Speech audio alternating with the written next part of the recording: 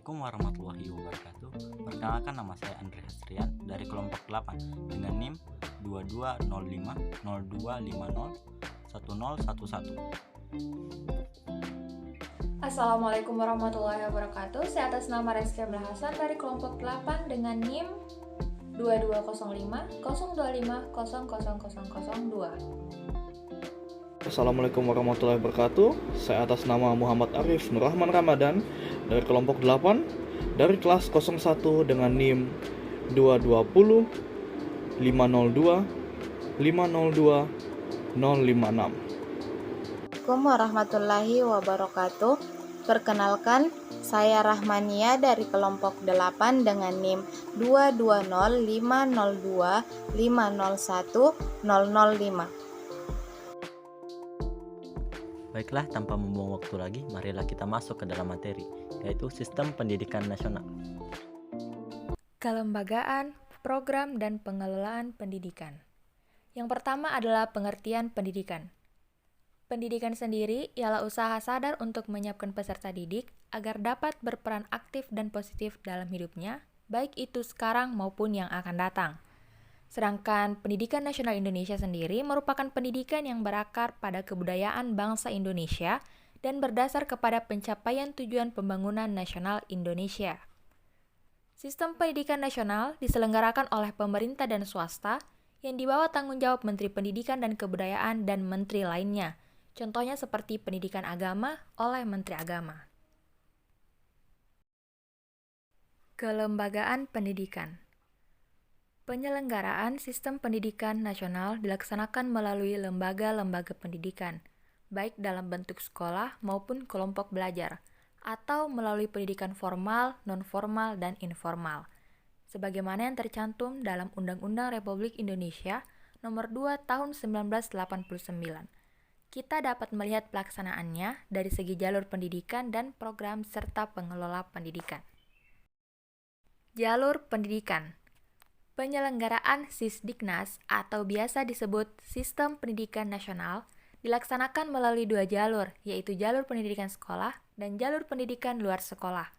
Yang pertama, jalur pendidikan sekolah. Jalur ini merupakan pendidikan yang dilaksanakan di sekolah melalui kegiatan belajar mengajar secara berjenjang dan berkesinambungan. Jalur ini biasa disebut dengan pendidikan formal. Ciri-cirinya yaitu bersifat formal, diatur berdasarkan ketentuan-ketentuan pemerintah dan mempunyai keseragaman pola yang bersifat nasional. Yang kedua, jalur pendidikan luar sekolah atau biasa disingkat PLS. Jalur ini merupakan pendidikan yang diserahkan di luar sekolah dan bersifat kemasyarakatan. Contohnya seperti kegiatan kepramukaan, berbagai kursus, dan lain-lain. PLS sendiri memiliki ciri tidak bersifat formal dan modelnya sangat beragam.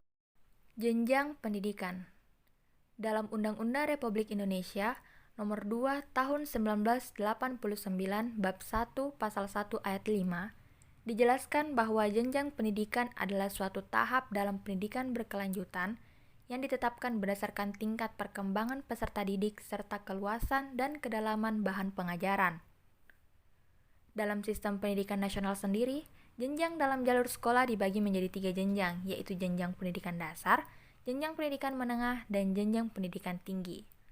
Adapun pendidikan prasekolah belum termasuk ke jenjang dalam jalur sekolah, tetapi baru kelompok sepermainan sebagai bentuk persiapan anak untuk memasuki pendidikan dasar. Jenjang pendidikan dasar.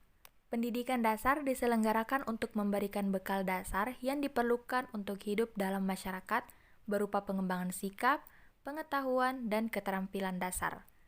Juga berfungsi untuk mempersiapkan peserta didik agar bisa memenuhi persyaratan mengikuti pendidikan menengah. Yang kedua, jenjang pendidikan menengah. Pendidikan menengah yang lamanya 3 tahun sesudah pendidikan dasar berfungsi sebagai lanjutan perluasan pendidikan dasar untuk mengikuti pendidikan tinggi ataupun memasuki lapangan kerja. Pendidikan menengah terdiri atas 5 pendidikan, yaitu pendidikan menengah umum, pendidikan menengah kejuruan, pendidikan menengah luar biasa, pendidikan menengah kedinasan, dan yang terakhir, pendidikan menengah keagamaan. Jenjang pendidikan tinggi. Pendidikan tinggi merupakan kelanjutan dari pendidikan menengah yang bertujuan untuk menyiapkan peserta didik sebagai anggota masyarakat yang memiliki kemampuan akademik dan profesional sehingga dapat mengembangkan kemampuan diri, bangsa, dan negara. Tetapi untuk mencapai misi tersebut, lembaga pendidikan melaksanakan misi yang disebut Tridharma, yaitu meliputi pendidikan, penelitian, dan pengabdian kepada masyarakat dalam ruang lingkup tanah air Indonesia sebagai kesatuan wilayah pendidikan nasional. Program dan pengelolaan pendidikan. Jenis program pendidikan di dalam Undang-Undang Republik Indonesia Nomor 2 Tahun 1989, Bab 1 Pasal 1 Ayat 4, disebutkan bahwa jenis pendidikan adalah pendidikan yang dikelompokkan sesuai dengan sifat dan keputusan tujuannya. Yang pertama, pendidikan umum. Pendidikan umum adalah pendidikan yang mengutamakan perluasan pengetahuan dan keterampilan peserta didik. Yang kedua, pendidikan kejuruan. Ialah pendidikan yang mempersiapkan peserta didik untuk dapat bekerja pada bidang pekerjaan tertentu seperti bidang teknik, jasa boga, busana, dan lain-lain. Yang ketiga, pendidikan luar biasa. Pendidikan luar biasa merupakan pendidikan khusus yang diselenggarakan untuk peserta didik yang menyandang kelainan fisik atau mental. Yang keempat, pendidikan kedinasan. Pendidikan kedinasan sendiri merupakan pendidikan khusus yang diselenggarakan untuk meningkatkan kemampuan dalam pelaksanaan tugas kedinasan bagi pegawai atau calon pegawai suatu departemen pemerintahan atau lembaga pemerintahan non-departemen. Yang kelima atau yang terakhir, pendidikan keagamaan. Pendidikan keagamaan merupakan pendidikan yang mempersiapkan peserta didik untuk dapat melaksanakan peranan yang menuntun penguasaan pengetahuan khusus tentang ajaran agama. Program pendidikan. Konsep pendidikan nasional direalisir melalui kurikulum. Kurikulum memberi bekal pengetahuan, sikap, dan keterampilan kepada peserta didik. Istilah kurikulum sendiri berasal dari bahasa Yunani kuno yaitu kurir yang berarti pelari dan kurere yang berarti tempat berpacu. Sehingga kurikulum dapat diartikan sebagai trek atau lajur yang harus diikuti seseorang untuk mencapai tujuannya. Ada dua aspek yang berkaitan dengan kurikulum nasional. Yang pertama adalah aspek kesatuan nasional, yang mengandung unsur-unsur penyatuan bangsa, dan yang kedua adalah aspek lokal, yaitu memuat sifat-sifat kekhasan daerah. Kurikulum nasional. Tujuan pendidikan nasional dinyatakan dalam Undang-Undang Republik Indonesia Nomor 2 Tahun 1989, Pasal 3, yaitu poin A, terwujudnya bangsa yang cerdas, B, manusia yang utuh, beriman dan bertakwa terhadap Tuhan Yang Maha Esa, C, berbudi pekerti luhur, D, terampil dan berpengetahuan, E, sehat jasmani dan rohani, F, berkepribadian yang mantap dan mandiri, G, bertanggung jawab pada kemasyarakatan dan kebangsaan. Masing-masing satuan pendidikan mempunyai tugas untuk mencapai tujuan nasional tersebut, di samping tujuan institusional yang diemban oleh masing-masing satuan pendidikan. Dalam Undang-Undang Republik Indonesia Nomor 2 Tahun 1989, Pasal 30 Ayat 1 dinyatakan, isi kurikulum merupakan susunan bahan kajian dan pelajaran untuk mencapai tujuan penyelenggaraan satuan pendidikan yang bersangkutan dalam rangka upaya pencapaian tujuan pendidikan nasional. Kemudian, Pasal 38 Ayat 2 menyatakan, kurikulum yang berlaku secara nasional ditetapkan oleh menteri atau menteri lain atau pimpinan lembaga pemerintahan non-departemen berdasarkan perlimpahan wewenang dari menteri. Muatan lokal adalah program pendidikan yang isi dan media penyampaiannya dikaitkan dengan lingkungan alam, lingkungan sosial, dan lingkungan budaya serta kebutuhan daerah. Hal yang berkaitan dengan lingkungan ini perlu dipelajari oleh murid-murid yang berada dalam daerah tersebut. Yang dimaksud dengan isi dalam penjelasan tersebut adalah materi pelajaran yang dipilih dari lingkungan dan dijadikan program untuk dipelajari oleh para murid. Guna mencapai tujuan muatan lokal, dan yang dimaksud dengan media penyampaian ialah metode dan berbagai alat bantu pembelajaran yang digunakan untuk menyajikan isi muatan lokal. Jadi, isi program dan media penyampaian muatan lokal diambil dan menggunakan sumber lingkungan yang dekat dengan kehidupan peserta didik. Tujuan muatan lokal. Tujuan dilaksanakannya muatan lokal dalam kurikulum SD terbagi dua, dapat dilihat dari segi kepentingan nasional dan kepentingan peserta didik. Dari segi kepentingan nasional, yang pertama ialah melestarikan dan mengembangkan kebudayaan yang khas dari daerah tersebut. Yang kedua, yaitu mengubah nilai dan sikap masyarakat terhadap lingkungan ke arah yang lebih positif. Sedangkan dalam segi kepentingan peserta didik, tujuannya ialah 1. Meningkatkan pemahaman peserta didik terhadap lingkungannya. 2. Mengakrabkan peserta didik dengan lingkungannya. 3. Memanfaatkan sumber belajar yang kaya yang terdapat dalam lingkungannya. Faktor penunjang dan penghambat dari pelaksanaan muatan lokal. Yang pertama, mari kita bahas tentang faktor penunjang. Nomor 1 ialah adanya keinginan dari kebanyakan peserta didik untuk cepat memperoleh bekal kerja. Hal ini ditunjang oleh kondisi umum yang menunjukkan terbatasnya volume pekerjaan sebagai karyawan pemerintah. Dan di samping itu, semakin berkembangnya sektor swasta, utamanya yang bersifat menimbulkan hasil segera, juga ikut mendorong minat siswa pada pelaksanaan muatan lokal. Yang kedua ialah ketenagaan yang bervariasi, yang partisipasinya dapat menunjang dan dapat dilibatkan dalam penyelenggaraan muatan lokal. Tidak sulit ditemukan pada semua daerah ataupun lokasi. Yang ketiga, media massa, khususnya media komunikasi visual seperti TV dan video, sudah tidak sulit untuk dimanfaatkan guna penyebaran informasi berupa contoh-contoh model pelaksanaan muatan lokal yang berhasil. Dan dengan demikian, ide tentang muatan lokal lebih cepat dapat dipahami oleh masyarakat. Selanjutnya, mari kita bahas tentang faktor penghambat dari pelaksanaan muatan lokal. Yang pertama ialah dilihat dari segi ketenagaan, pelaksanaan muatan lokal memerlukan pengorganisasian secara khusus karena melibatkan pihak-pihak lain selain sekolah. Nomor 2 ialah dilihat dari segi proses belajar mengajar, pelaksanaan muatan lokal menggunakan pendekatan keterampilan proses dan CBSA. Meskipun model pendekatan ini sudah terlibat dalam kurikulum 1984, namun, diduga masih banyak guru yang belum akrab dengan pendekatan tersebut. Yang ketiga, ialah sarana penunjang tertentu bagi pelaksanaan muatan lokal. Secara optimal, kebanyakan tidak dimiliki oleh sekolah-sekolah. Hal itulah yang menyebabkan pelaksanaan muatan lokal masih sulit diaplikasikan. Selanjutnya bagian B, upaya pembangunan pendidikan nasional. Jenis upaya pembaruan pendidikan. Seperti yang telah dijelaskan pada bab sebelumnya bahwa sistem pendidikan selalu menghadapi tantangan baru, karena masyarakat selalu mengalami kemajuan dengan serta-merta timbulnya kebutuhan-kebutuhan baru.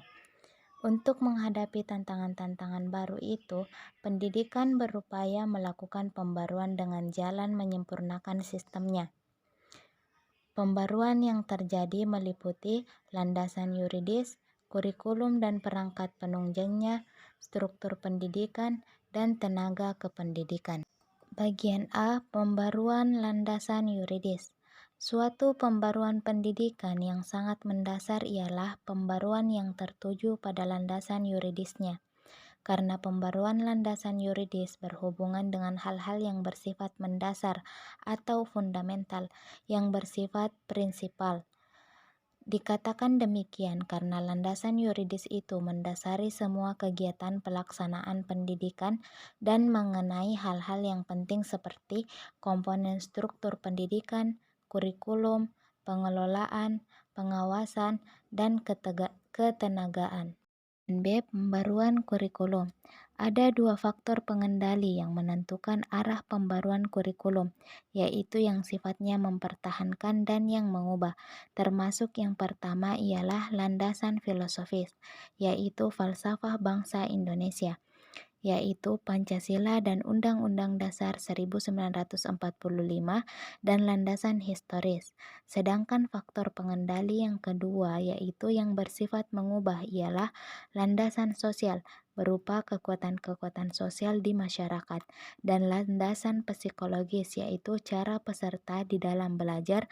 Mengenai hal ini banyak penemuan-penemuan baru yang menopangnya. Kurikulum 1975 atau 1976 lahir sebagai penyempurnaan dari kurikulum 1968 yang belum jelas orientasinya menjadi terorientasi kepada hasil.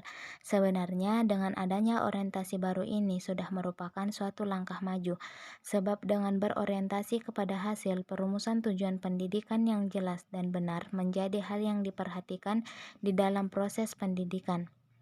Untuk memperbaiki keadaan seperti itu, dilakukan upaya pembaruan kurikulum dan sebagai hasilnya lahirlah Kurikulum 1984.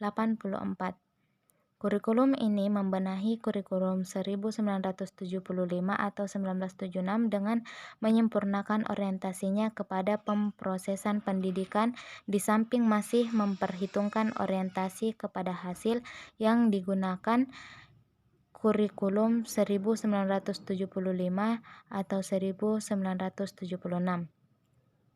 Kelebihan yang dimiliki Kurikulum 1984 dan yang dipandang sebagai pengembang dari Kurikulum 1975 atau 1976 antara lain adalah bersifat komprehensif, adanya strategi desentralisasi di samping yang sentralisasi, kemudian disediakannya program yang bervariasi, adanya penekanan pada keterampilan proses dengan menggunakan pendekatan CBSA dan peran evaluasi formatif dalam proses pembelajaran. Adanya upaya perampingan kurikulum yang memungkinkan pemilihan dan penyajian materi pembelajaran yang esensial. Bagian C. Pembaruan pola masa studi. Pembaruan pola masa studi termasuk pendidikan yang meliputi pembaruan jenjang dan jenis pendidikan serta lama waktu belajar pada suatu satuan pendidikan. Perubahan pola masa studi sebagai suatu pertanda adanya pembaruan pendidikan berupa penambahan atau perpanjangan masa studi ataupun pengurangan perpendekan masa studi. Perubahan pola tersebut dilakukan untuk tujuan dan alasan-alasan tertentu, misalnya untuk mempersiapkan tenaga guru sekolah dasar yang dahulunya dianggap cukup tamatan SPG, jenjang pramasa studi akademik, sekarang untuk menjadi guru sekolah dasar harus berpendidikan diploma 2 jenjang akademik. Tujuannya ialah untuk mendapatkan tenaga yang lebih kompeten. Yang terakhir bagian D, pembaruan tenaga kependidikan. Di samping pembaruan landasan yuridis dan kurikulum, pengembangan sistem pendidikan nasional juga menyentuh pembaruan komponen lain, yaitu tenaga kependidikan. Yang dimaksud dengan tenaga kependidikan adalah tenaga yang bertugas menyelenggarakan kegiatan mengajar, melatih, meneliti, mengembangkan, mengelola dan atau memberikan pelayanan teknis dalam bidang pendidikan. Pembaruan terhadap komponen tenaga kependidikan dipandang sangat penting karena pembaruan pada komponen-komponen lain tanpa ditunjang oleh tenaga-tenaga pelaksanaan yang kompeten tidak akan ada artinya. Berdasarkan aneka ragam tugas seperti yang dinyatakan dalam pasal 27 ayat 1 tersebut, maka diperlukan jenis tenaga yang lain di samping guru. Meskipun guru sendiri mengalami perubahan peran dari peran tunggal ke multiperan. Dan aspek legal pembangunan pendidikan nasional. Dasar dan aspek legal pembangunan pendidikan nasional berupa ketentuan-ketentuan yuridis yang menjadi dasar, acuan, serta mengatur penyelenggaraan sistem pendidikan nasional seperti Pancasila, Undang-Undang Dasar 1945, GBHN, Undang-Undang Organik Pendidikan, Peraturan Pemerintah, dan lain-lain. Pancasila seperti yang tercantum dalam pembukaan Undang-Undang Dasar 1945 merupakan kepribadian, tujuan dan pandangan hidup bangsa. Oleh karena itu, sistem pendidikan nasional yang mempunyai misi mencerdaskan kehidupan bangsa sebagaimana termaktub dalam pembukaan Undang-Undang Dasar 1945 berlandaskan Pancasila dan berdasar pada Undang-Undang Dasar 1945. Selanjutnya, Undang-Undang Dasar 1945 dituangkan ke dalam TAP MPR tentang garis-garis besar haluan negara, khususnya bidang pendidikan. Dalam TAP MPR nomor 4/MPR 1973 sampai dengan TAP MPR RI nomor 2/MPR/1993 dengan jelas dikemukakan program umum pembaruan dan pembangunan pendidikan. Program pokok pembangunan pendidikan yang dinyatakan dalam garis besar haluan negara tersebut juga memberikan pedoman bagi upaya merealisasikan pasal 31 dan pasal 32 Undang-Undang Dasar 1945, yakni bahwa tiap-tiap warga negara mendapat pengajaran. Yang kedua, pemerintah mengusahakan dan menyelenggarakan satu sistem pengajaran nasional. Yang ketiga, pemerintah memajukan kebudayaan nasional Indonesia. Undang-Undang Dasar 1945 sebagai landasan yuridis merupakan hukum tertinggi dari organisasi kenegaraan yang memuat garis besar, dasar, dan tujuan negara.